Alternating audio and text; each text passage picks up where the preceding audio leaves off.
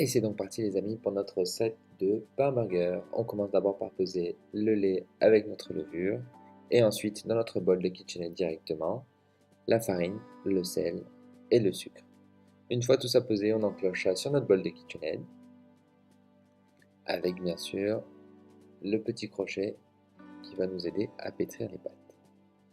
On verrouille bien notre KitchenAid et puis à vitesse moyenne, on commence à incorporer notre lait avec notre levure. Une fois que tout le lait est incorporé, on peut mixer un tout petit peu plus fort, environ à la vitesse 5 ou 6 sur notre KitchenAid.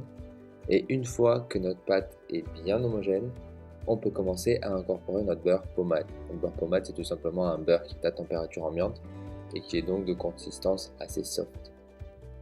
Donc on utilise une petite maryse pour ça, on arrête le KitchenAid, ce sera plus pratique. Et une fois que tout est incorporé, on peut relancer notre KitchenAid à vitesse moyenne.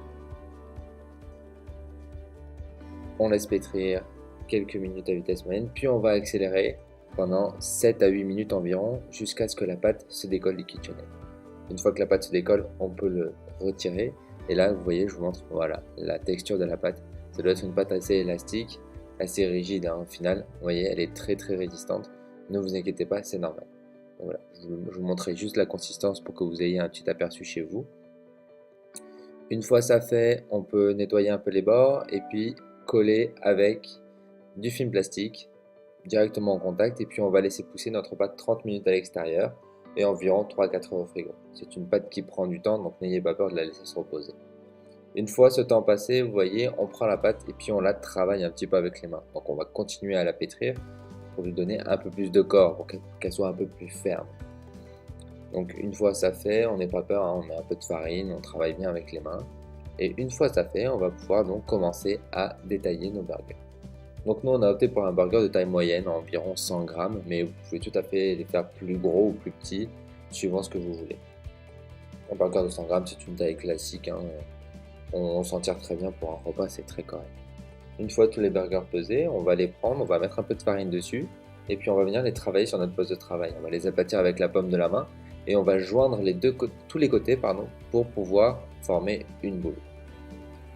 Donc une fois ces côtés pliés, on le retourne et puis on vient former une boule sur un côté de la table où il n'y a pas de farine, ce qui va faciliter à la pâte de coller et donc de pouvoir bien les bouler.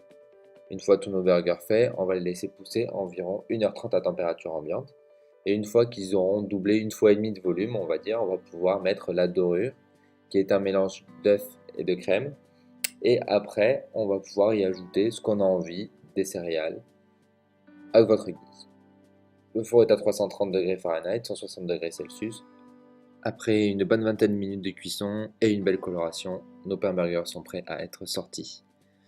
On prend ensuite un petit couteau scie, c'est plus facile pour couper ce genre de pain burger. Et on voit donc notre mie du pain burger qui est relativement serrée, relativement fine, et on a quelque chose de très dense mais quelque chose de très souple à la fois. On a choisi d'y incorporer un confit à base d'érable, de bacon et d'oignons qui était vraiment très bon. On a trouvé ça au marché artisan où on travaille. Donc ça change du ketchup et de la mayonnaise traditionnelle et on a vraiment été très surpris de ce produit là. On y ajoute ensuite une tranche de cheddar et 2 belles feuilles de salade. Et on ajoute ensuite nos belles tomates préalablement assaisonnées, notre steak qui vient juste d'être cuit, bien chaud, et on finit par une petite poêlée de champignons comme on aime, une petite garniture un peu sympa pour changer. On finit ensuite par la tranche de cheddar et bien sûr notre petit pain burger. On voit qu'on a un très beau burger assez épais, mais on a quand même réussi à le manger, ne vous inquiétez pas. On espère que cette vidéo vous aura plu, format un peu différent, on change de voix, on change les habitudes. Merci à tous, on se retrouve dans une prochaine vidéo, à bientôt.